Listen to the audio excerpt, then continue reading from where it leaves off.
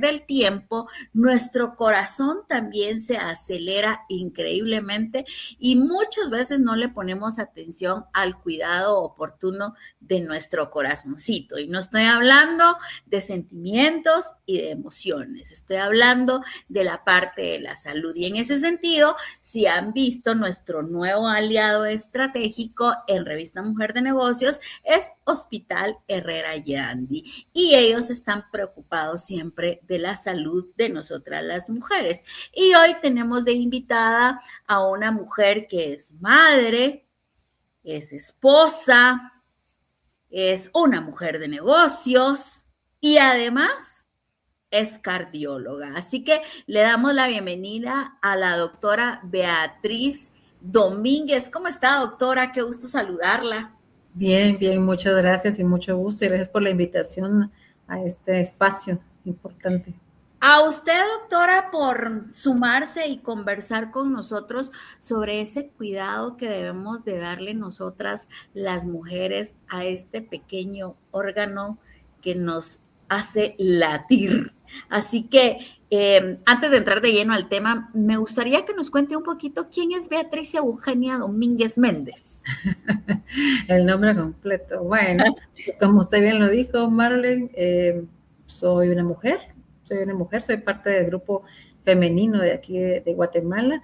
Creo que una mujer siempre juega muchos roles en la sociedad y en efecto ese es mi rol. Soy mamá, eso me llena mucho de orgullo y de alegría. Soy esposa, soy hija justamente de unos padres excelentes y bueno, y también tuve la dicha de tener la oportunidad de estudiar medicina, de estudiar en particular cardiología, que es la especialidad a la que me dedico, y todos los días tengo la oportunidad de ver corazones y cuidar corazones, tanto de hombres como de mujeres, que pues es un privilegio el que se nos da a nosotros, pues el tener el cuidado de esos pequeños órganos que pues rigen el cuerpo. Bueno, todos los órganos son importantes, pero obviamente tengo un particular cariño y El especial corazoncito, el corazón. late. Sí, pues soy yo, mucho gusto. Doctora, ¿qué la inspiró y qué la motivó a entrar a la parte médica y especialmente a cardiología? Bueno, cardiología, bueno, medicina en general es una carrera, es una pregunta que uno le hacen muchas veces, que por qué medicina, y siento que es una carrera que involucra o conjuga arte, ciencia y humanismo. O sea, tiene como todo, de todo un poquito. Uno no está solo trabajando con computadoras, que no, sin desestimar el trabajo, ese trabajo que es muy importante también, pero tenemos la oportunidad de estar con contacto con personas, de platicar, de escuchar problemas, dar soluciones si en un momento las tenemos, y también pues tiene una parte muy científica y una parte muy social, ¿verdad? Entonces, para mí es una carrera y en particular cardiología es una especialidad que conjuga muchas cosas en donde, como le mencioné anteriormente, Marlene, es un privilegio que uno tiene de poder estar al cuidado y de apoyar en con las limitaciones que uno tiene, pero en lo que uno puede, al corazón de las personas. El corazón, ¿verdad, doctora? ¿Cuál es, hablando ya del tema, teniendo en cuenta que en marzo se habla tanto de las mujeres y del cuidado que debemos de tener las mujeres? Y aquí me gustaría que nos cuente un poquito, doctora, ¿cuál es la principal causa de muerte en mujeres?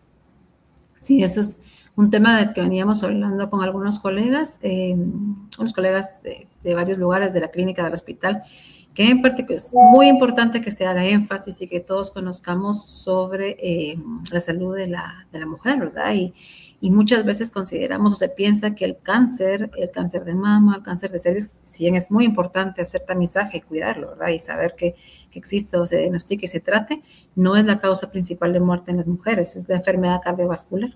Esa es la causa principal de muerte, de morbimortalidad en el grupo femenino, en las mujeres, y muchas veces no lo dan por hecho que todo va a estar bien, ¿no? Que tenemos menos factores de riesgo, entre comillas, que no es real, y que no nos enfermamos del corazón, ¿verdad? Y realmente no, tenemos muchos factores de riesgo, no es que más, pero sí factores inherentes al sexo femenino, y es la principal causa de muerte cardiovascular, la muerte en las mujeres. Qué interesante lo que usted menciona, porque pues al final, como dirían en buen chapín, quien caraquea los huevos es lo que se sabe, ¿verdad? Y todo se habla del cáncer de mama, del cáncer de cervix, pero no de la enfermedad cardiovascular. Y en este sentido, doctora, ya que usted nos dice que es la primera causa de muerte en las mujeres y que lo que usted mencionaba, ¿no? Decimos, no, es que los hombres son los que tienen mayor riesgo y todo esto, ¿verdad? Pero ¿cuáles son esos mitos más comunes que hacen que las mujeres subestimen el riesgo cardiovascular? Bueno, en efecto, hasta cierto punto antes de la menopausia estamos, entre comillas, protegidas por los estrógenos. Entonces, sí hay muchos estudios que dicen, bueno, sí, la mujer no va a tener enfermedad cardiovascular, pero a partir de la menopausia se va a perder esa protección. O se va a perder esa característica femenina y luego vamos a entrar a equipararnos en riesgo cardiovascular y sobrepasar al hombre incluso. Entonces, ese es uno de los mitos, de que la mujer no se enferma del corazón y realmente no es así. O sea, si se enferma el corazón, es distinto el dolor que puede tener una mujer. Ese es otro de los mitos, que la mujer no tiene enfermedad cardíaca porque no tiene el dolor típico del hombre, ¿no? Y realmente es que no es el dolor o no es la clínica característica, no son los síntomas característicos que todos hemos escuchado o que muchos hemos escuchado probablemente, que es dolor de pecho, opresivo, sudoración. En ocasiones en la mujer no es así, entonces se menosprecian esos síntomas que pueden ser solamente como una sensación de falta de aire o un dolor que no es tan característico, tan típico, tan intenso, no es opresivo, o en ocasiones es solo una sensación de malestar, ¿no? Que uno sabe que algo no está bien. Entonces, esos son como algunos de las situaciones que hacen que se menosprecie, que no se considere que sea importante el acudir a consulta, consultar con un profesional de la salud. Realmente en ocasiones el médico de más confianza es el ginecólogo, ¿verdad? Entonces, ya sea que el ginecólogo te derive o la derive al especialista que sea necesario, si en caso pues es con un internista o con un cardiólogo, con una cardióloga, alguien que las evalúe y que sepa saber establecer su riesgo y saber si hay que tomar alguna acción determinada, ¿verdad?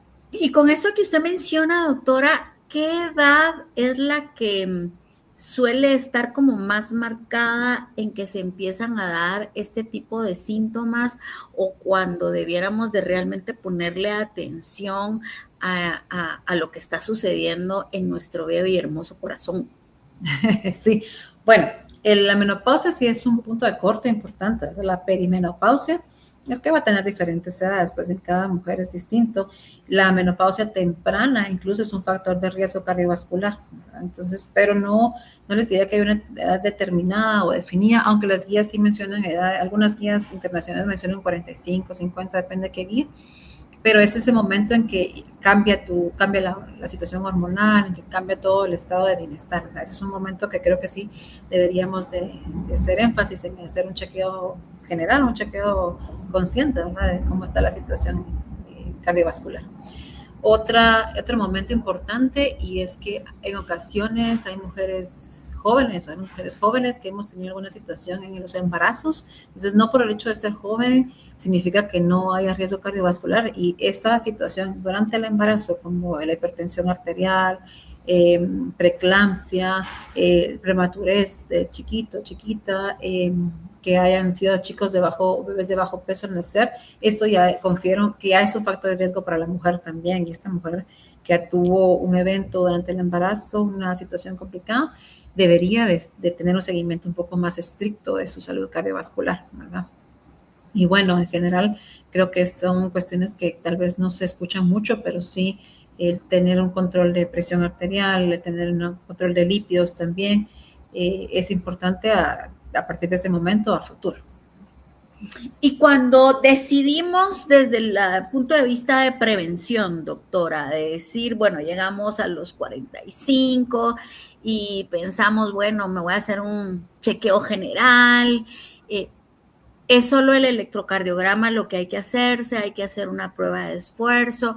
¿Cuáles son esos pasos que debemos de seguir para llegar a la ruta de decir, bueno, estamos bien o hay que ver tal cosa? ¿Cuál es su sugerencia en este sentido?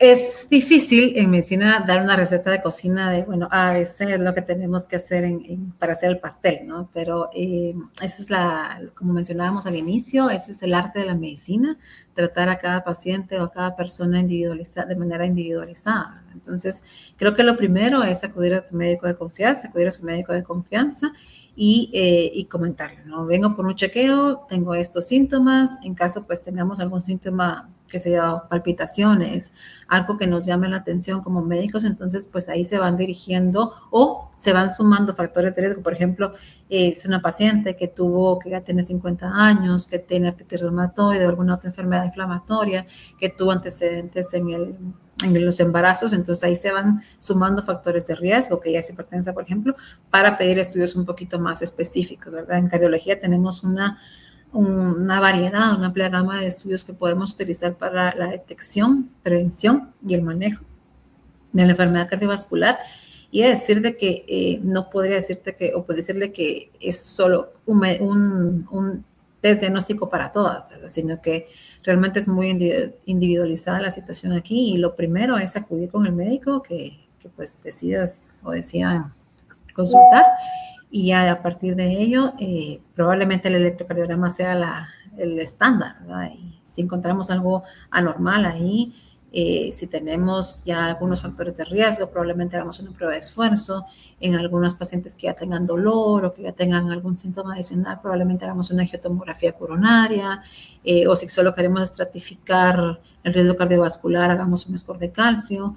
Es muy dirigido a cada paciente y a cada persona. Totalmente. Ahora, ¿qué significa tener la presión un poco alta o el colesterol un poco elevado? ¿Es realmente algo leve o ya es un riesgo serio en cuanto al cuidado y la prevención de nuestro corazón? Sí, ese es otro de los mitos, ¿verdad? Que si tenemos la presión, bueno, el corte ha variado mucho. En algunas guías, actualmente ya 120, 70 es el valor normal, ¿verdad? El valor de presión óptima. Pero decir que tengamos 150 solo una vez y que ya nunca nos lo vamos a medir de sistólica, no está bien. O sea, realmente sí, no es... ya no somos tan permisivos en ese sentido, ¿verdad? Tener la presión o el colesterol un poquito alto y sin volvérselo a checar, ya no es algo que hagamos rutinariamente, ¿verdad? Sí tenemos que tener un control adecuado de cómo están los valores. También tenemos estudios específicos para ver, para monitorizar la presión 24 horas, por ejemplo, el monitoreo de presión arterial 24 horas, que te dice hasta cómo está en la noche tu presión arterial. Y eso nos da pistas también, por ejemplo, de algunos trastornos nocturnos como apnea del sueño, que necesitamos el CPAP o algo así, que es otro factor de riesgo. Entonces, ya no es tan permisivo como antes o como alguna vez fue y el decir, no, pues estoy bien, ya no se permite, ¿no? Ya tenemos que tratarlo. Ahora, ¿qué cambios pequeños y prácticos, doctora, pueden reducir la presión y el colesterol sin necesidad de medicamentos? ¿Qué tanto influye o impacta la alimentación que estemos llevando y nuestra calidad de vida en general? Muchísimo, o sea, es indispensable, es el hecho de cambiar nuestro estilo de vida, el establecer pautas de higiene de sueño, por ejemplo, el sueño, dormir las 8 horas sería lo ideal, pero por lo menos dormirlas adecuadamente, el tener una buena higiene de sueño, el tener una buena higiene también de hábitos alimenticios. Sabemos muy bien, muchas veces estamos conscientes de que no tenemos que comernos el panito o el chocolatito y lo hacemos, el tener nuestros horarios para la alimentación, el no saltarnos comidas, o si estamos haciendo un tipo de ayuno intermitente, pues seguir las pautas que nos dé nutrición, suma puntos, todo eso va sumando puntos. El tener aumentada la grasa visceral, por ejemplo, el tener un patrón o una distribución androgénica de grasa visceral, eso también es un factor de riesgo porque la grasa visceral o la grasa pues que no deberíamos de tener forma o se convierte en un órgano inflamatorio que empieza a secretar citocinas, empieza a secretar factores inflamatorios que promueven también la hipertensión y promueven lesión endotelial. O sea, realmente es una situación que puede mejorar nuestra salud, el bajar de peso no solo por estética, sino que también por salud. y las rutinas de actividad física, el hacer ejercicio 30 con una frecuencia cardíaca, pues que sea un esfuerzo moderado, por lo menos 30 minutos al día, durante 5 días a la semana, por lo menos, es lo que está recomendado, ¿verdad? Para que nuestra salud cardiovascular pues mejore o estemos en la mejor condición posible. Y hoy en día que cada vez vivimos una una rutina tan sedentaria donde cada vez se hace menos ejercicio, 4 horas sentada en un vehículo, 2 antes de llegar al trabajo, 2 al salir del trabajo, o sea, es bien complejo, ¿no? Y es tomar conciencia justamente de lo que debemos de ir cambiando. Ahora, aquí nos preguntan, gracias, tenemos al público, nos dice Brenda Ramírez, nos dice, ¿qué tan real es que la vacuna contra el COVID que nos pusimos vino a dar problemas del corazón? A ver, doctora, Bien, ¿es un mito o es de esas leyendas urbanas? Cuéntenos. Es una pregunta que muchas veces nos han hecho. Miren, cuando estuvimos en el COVID, en la mera época del COVID, el ver a la gente que entrar a los intensivos, ya no salir de los intensivos fue impactante. Nos cambió toda la vida. Nunca creo que nadie pensó en vivir una pandemia y mucho menos los médicos que estuvieron al frente de toda la situación, ¿no? Cuando vinieron las vacunas, he de decirte que sí nos cambió el panorama y la gente ya no se moría tanto. Y si bien sí, pues sí tenían, no les diría que no, nada es perfecto en este mundo y probablemente vayan a salir algunos estudios a posterior que demuestren alguna situación que no han salido todavía, pero vimos un impacto en general positivo luego del uso de las vacunas y la gente ya no se moría así. O sea, no era lo mismo no era el show que veíamos, el drama que veíamos al inicio. La gente sí presentaba o sí les daba, o sí tenían cuadros de miocarditis, de encefalitis, pacientes con derrames pericárdicos taponados por COVID también. Lo empezamos a ver con menos frecuencia. Obviamente fue una investigación rápida y probablemente a futuro salgan nuevas investigaciones, pero la vacuna como tal nos cambió el panorama de cómo vimos o cómo se vivió esa situación de la enfermedad como tal. El COVID per se es una enfermedad o es un virus muy inflamatorio, que también hay algunas secuelas de long COVID, de COVID largo, que sí, bueno, el mismo COVID puede dejar alguna situación en algunos pacientes de taquicardia, palpitaciones, disautonomías, que no sería algo tan relacionado con la vacuna, sino que de por sí con el virus, ¿verdad? Entonces, decir o echarle la culpa a las vacunas de algunas cosas es un poco aventurado después de que uno vio una situación tan intensa y que cambió tanto con el ingreso de las vacunas. Pues al final son los paradigmas que se nos va creando socialmente, ¿no? Los mitos, cuando queremos justificar algunos miedos, ¿verdad? Sí. A ver, aquí otro nos dice, se habla mucho de presión alta, pero la baja es igual de peligrosa. ¿Cómo evitarla? A ver, doctora. La presión baja, quizá, no sé, depende de la edad del paciente, depende de las comorbilidades que tenga, por ejemplo. La presión baja en un paciente que está infectado, que está con sepsis, entonces estamos en un estado de choque, un choque séptico, que se puede complicar con un choque cardiogénico, puede ser un choque mixto. Bueno, ahí sí es muy peligroso y ahí tenemos que tratarla en específico, tratando, por ejemplo, la infección. Con medicamentos específicos que nos ayudan en agudo a subir las presiones, o sea, como a normalizar las presiones y a mantenernos bien hasta que el mismo cuerpo vuelva a retomar toda su rutina y toda su balance, su homeostasis para mantener bien la presión. Ahí es muy peligrosa. Y también es peligrosa en ocasiones cuando tenemos pacientes jóvenes, no peligrosa, pero sí que hay que tomarla en cuenta en pacientes jóvenes que tienen disautonomía, jóvenes o ya no tan jóvenes, mujeres, muchas veces mujeres también, que tienen algún tipo de disautonomía o síncope neurocardiogénico. Son personas que son muy sensibles. Podemos, perdón, doctora, por si nuestro público no entiende esos términos tan médico, si lo podemos decir un poquito más en coloquial. lenguaje, sí, por Sí. favor. Este es cuando las personas son muy sensibles a los cambios por dilatación de los vasos sanguíneos. Entonces, como los vasos son como tuberías, por decir, entonces se dilatan mucho a veces y bueno, se nos cae el gasto cardíaco, o sea, nos podemos como sentir aguaditos o desmayados o presíncope le decimos, bueno, pero es como cuando les da el vaído, ¿no? Que hay mucho Y es que le calor. dicen un dulcito o una gaseosa para que suba, ¿eso ayuda? ¿O es La verdad, también?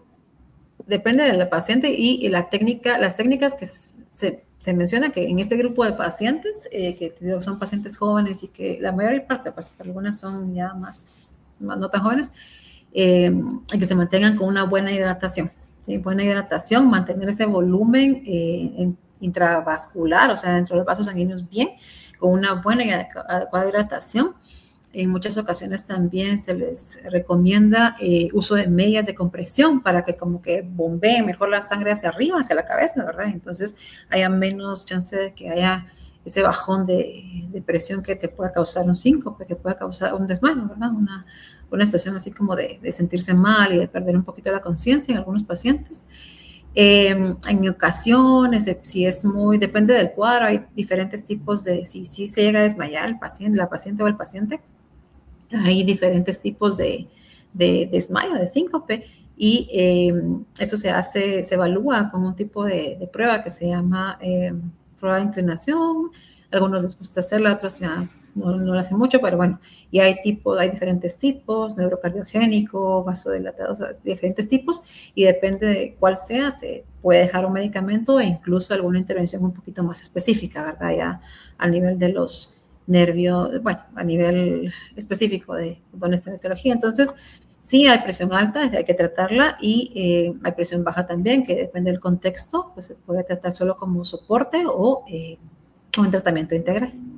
Ok, ahora, doctora, el peso, ya sea o muy desfasado, mucho peso o poco peso, ¿impacta directamente el funcionamiento de nuestro corazón?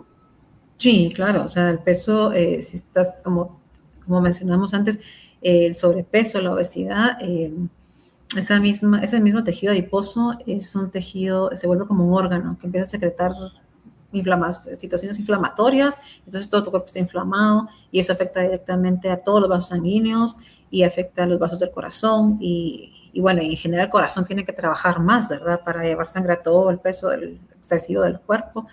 Pues sí, realmente el sobrepeso, la obesidad también promueve diabetes, que puede llegar a también lesionar más los vasos sanguíneos y puede ser factor o es un factor de riesgo establecido para enfermedad cardiovascular del tipo infartos, ¿verdad? Del tipo aterosclerosis que produce infartos, ¿verdad? Entonces ¿Y sí. el bajo peso también impacta el funcionamiento de nuestro corazón? Sí, sí, o sea, sí impacta en el sentido de que, bueno, si estamos muy bajas de peso, es que probablemente no tengamos, no es la regla, ¿verdad? Pero si estamos en un estado de desnutrición, pues también va a afectar, ¿verdad? Esa formación, la proteína que tenemos en el cuerpo.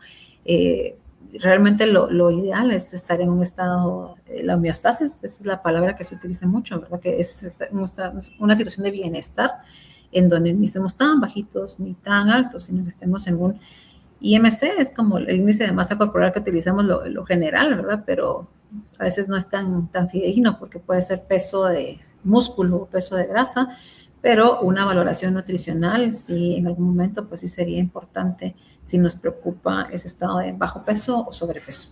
Ok, doctora, hace unos minutitos usted mencionaba la importancia de por lo menos hacer 30 minutos de ejercicio, decía usted, todos los días, 5 días a la semana. Ahora, si no se puede, ¿verdad? Porque, bueno, realmente sí se podría, pero no se hace el tiempo, ¿verdad? Porque esa es la mera verdad. Y si se está en una vida sedentaria frente a un escritorio, más hoy en día los jóvenes que están tan pegados a la máquina, ¿cuáles vendrían a ser como esos pequeños espacios o rutinas que vienen a proteger el corazón? Yo creo que la frase que mencionó Marlene es importante, no es que no se pueda, sino que uno no se hace el tiempo, ¿verdad? Porque, Ujú. y muchas veces eso pasa también en el sexo femenino, las mujeres, que priorizamos otras cosas, priorizamos a la familia, priorizamos el trabajo, priorizamos que también, qué sé yo, miles de cosas en que estamos metidas, y lo ideal sería hacerse el tiempo, pero si no se puede porque de verdad no podemos ese día, bueno, tratar de moverte más, o sea, de movilizarte más. Si, por ejemplo, Bailar, aunque sea ahí en la oficina, o está barriendo, está cocinando y hágalo bailando.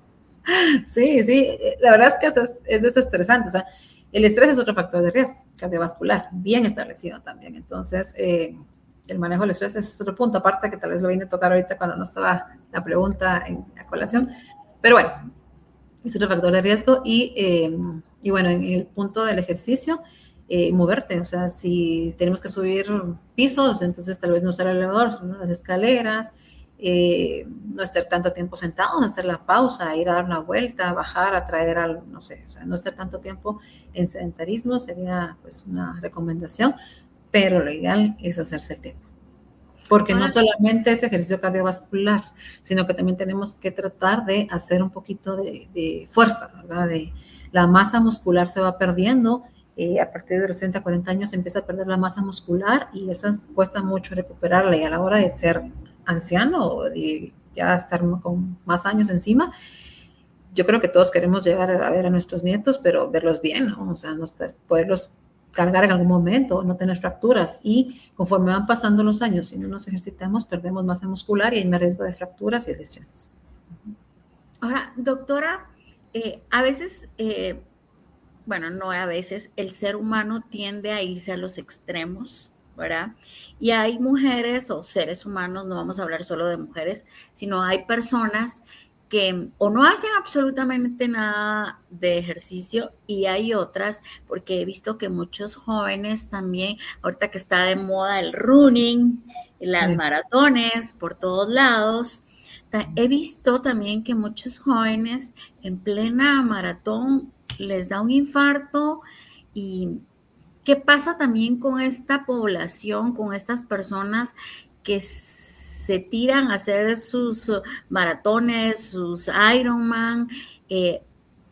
¿Cuáles serían las recomendaciones oportunas para todas estas personas para que tengan ese cuidado del corazón? Sí, yo creo que un chequeo cardiovascular, si vas a ser en deportes, en deportistas de alto rendimiento, sí procede, ¿verdad? Sí procede y sí es necesaria. Eh, Hay incluso protocolos de los atletas de alto rendimiento que pues sí hay un chequeo, hay pruebas específicas también, obviamente pues electro, en algunos pacientes o en algunos atletas se recomienda también la prueba de esfuerzo cardiopulmonar, donde está midiendo también el consumo de oxígeno, el CO2, cadentes calorímetros, o sea, hay pruebas específicas para atletas de alto rendimiento y sí procede a hacer una valoración médica cardiovascular en este grupo de pacientes. Quizá no se pueda prevenir todas las muertes cardiovasculares, pero sí al menos darnos cuenta de que si tenemos una cardiopatía de base que no limite, pero sí nos haga ser más cautelosos o tomar algunas medidas antes de hacer un esfuerzo cardiovascular tan excesivo. Ya mencionaba usted hace un momentito que el estrés impacta la salud cardíaca y lo mismo que el sueño. Sí. ¿Cómo podemos o cuáles serían sus recomendaciones, doctora, para gestionar de la manera más oportuna ese estrés en el que la mayoría del mundo vive y que no se da permiso de dormir adecuadamente? Sí, bueno, es un tema. Realmente el estrés, yo creo que el estrés, o sea, en los tiempos de la prehistoria, el estrés bien dirigido, el estrés necesario, el estrés, pues a veces es necesario, pues si vemos que un carro viene y nos va a atropellar, pues tenemos que salir corriendo, ¿no? Pero el mantener ese nivel de estrés todo el tiempo es lo que nos puede llevar a perder la salud o el bienestar, tanto físico como mental, obviamente, ¿verdad? Y a nivel físico, a nivel cardiovascular, sí también sí hay estudios bien establecidos en que se menciona que es un factor de riesgo. hay liberación de ciertas sustancias, nos va a elevar la frecuencia cardíaca. Si estamos con la frecuencia cardíaca más elevada, arriba de 70 es el corte para ser un factor de riesgo cardiovascular. Pues obviamente hay más estrés parietal, o sea, la sangre está pasando más veces a través de las tuberías del cuerpo, de los vasos sanguíneos, las válvulas también están teniendo más fricción, el endotelio se puede lastimar, o sea, sí hay catecolaminas, hay adrenalina, nos pueden venir arritmias también, o sea, es una serie de eventos que pueden desencadenarse por este estrés. Que no el necesario, pues no el buen estrés, el eustrés. Entonces, hay diferentes técnicas y yo creo que cada persona elige o sabe o sabrá cuál es la técnica que más le convenga. Y si hay estudios bien establecidos también, que por ejemplo, en algunos pacientes el yoga mejora la salud cardiovascular, el mindfulness mejora, o sea, hacer una pausa. Yo creo que lo importante es hacer una pausa, tomar un tiempo para uno mismo y seguir adelante. Mindfulness, yoga, la religión, si crees en cualquiera que sea tu religión, budismo, cristianismo, católicos, ir a misa en algunas personas, o sea, el hacer una pausa es algo importante o algo que puede mejorar la salud cardiovascular y también hay estudios que sí lo demuestran, ¿verdad? Y bien claros. Pero cada paciente, cada persona, no te puede ser que tampoco pues, lo que mencionabas al inicio, ¿no? La importancia de tomar conciencia, de cuidar mi cuerpo como ese templo sagrado y maravilloso que es y partiendo especialmente del corazón. Ahora, doctora, mencionamos al inicio que la muerte cardíaca es la más alta en mujeres, más allá del cáncer de cervix o de mama. ¿Hay alguna estadística que nos muestre en qué edades está ese pico que se da? Sí, hay diferentes picos.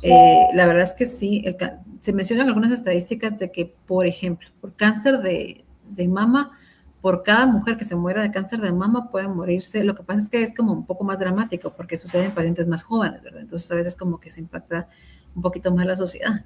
Pero por cada paciente que se muere de cáncer o que fallece lamentablemente de cáncer de mama, pueden morirse hasta 3 o 4 pacientes de enfermedad cardiovascular, ¿verdad? Entonces, madres, o sea, sí es impactante.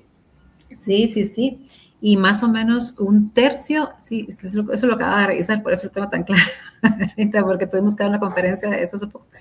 Y un tercio de las muertes por enfermedad cardiovascular suceden antes de los 65 años, ¿verdad? Entonces, realmente es un tema, ¿no? Es un tema que se ha venido dejando de lado y no creo que sea, no es importante, pues hacerse la mamografía anual, hacerse el Papá Nicolau es importante.